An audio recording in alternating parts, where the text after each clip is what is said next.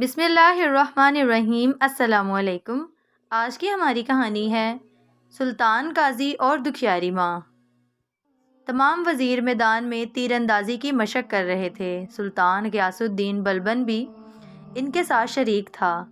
اچانک سلطان کا نشانہ خطا ہو گیا اور وہ تیر ایک بیوہ عورت کے بچے کو جا لگا۔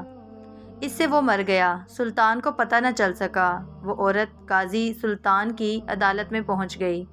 قاضی سراج الدین نے عورت کی طرف متوجہ ہوئے اور پوچھا، کیا بات ہے، تم کیوں رو رہی ہو؟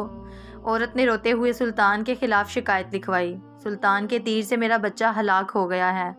قاضی سراج الدین نے عورت کی بات پوری توجہ سے سنی اور پھر اسی وقت سلطان کے نام خط لکھا۔ آپ کے خلاف شکایت آئی ہے، فوراً عدالت میں حاضر ہو جائیں اور اپنے خلاف آنے والی شکایت کا جواب دیں۔ پھر یہ حکم عدالت کے ایک پیادے کو دے کر ہدایت کی، یہ حکم نامہ فوراً سلطان کے پاس لے جاؤ۔ پیادے کو یہ حکم دے کر قاضی سراج الدین نے ایک کوڑا نکالا اور اپنی گدی کے نیچے چھپا دیا۔ پیادہ جب سلطان کے محل میں پہنچا تو اس نے دیکھا کہ سلطان کو درباریوں نے گھیر رکھا ہے اور قاضی کا حکم نامہ سلطان تک پہنچانا مشکل ہے۔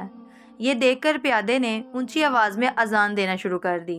بے وقت اذان سن کر سلطان نے حکم دیا، اذان دینے والے کو میرے سامنے پیش کرو۔ پیادے کو سلطان کے سامنے پیش کیا گیا۔ سلطان نے گرج کر پوچھا، بے وقت اذان کیوں دے رہے تھے؟ قاضی سراج الدین نے آپ کو عدالت میں طلب کیا ہے، آپ فوراً میرے ساتھ عدالت چلیں۔ پیادے نے قاضی صاحب کا حکم نامہ سلطان کو دیتے ہوئے کہا۔ سلطان فوراً اٹھا، ایک تلوار اپنے لباس میں چھپا لی، پھر پیادے کے ساتھ عدالت پہنچا۔ قاضی صاحب نے بیٹھے بیٹھے مقتول کی ماں اور سلطان کے بیان باری باری سنے، پھر فیصلہ سنایا۔ غلطی سے ہو جانے والے قتل کی وجہ سے سلطان پر کفارہ اور اس کی برادری پر خون کی دیت آئے گی۔ ہاں، اگر مقتول کی ماں مال کی کچھ مقدار پر راضی ہو جائے تو اس مال کے بدلے سلطان کو چھوڑا جا سکتا ہے۔ سلطان نے لڑکے کی ماں کو بہت سے مال پر راضی کر لیا۔ پھر قاضی سے کہا، میں نے لڑکے کی ماں کو مال پر راضی کر لیا ہے۔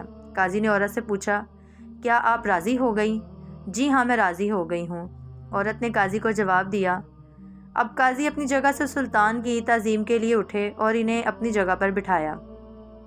سلطان نے بغل سے تلوار نکال کر قاضی سراج الدین کو دکھاتے ہوئے کہا، اگر آپ میری ذرا سی بھی رعایت کرتے تو میں اس تلوار سے آپ کی گردن اڑا دیتا۔ قاضی نے بھی اپنی گدی کے نیچے سے کوڑا نکال کر سلطان غیاث الدین کو دکھاتے ہوئے کہا، اور اگر آپ شریعت کا حکم ماننے سے ذرا بھی ہچکچاتے تو میں اس کوڑے سے آپ کی خبر لیتا۔ نوٹ: دراصل اس وقت کی عوام ہمارے جیسی نہیں تھی، اس لیے انہیں ایسے قاضی اور حاکم نصیب ہوئے۔ ہمارے جیسے اعمال ہیں، ہمارے سروں پر ایسے ہی لوگ بٹھائے گئے ہیں۔ دیکھے ہیں یہ دل اپنی ہی غفلت کی بدولت، سچ ہے کہ برے اعمال کا انجام برا ہے۔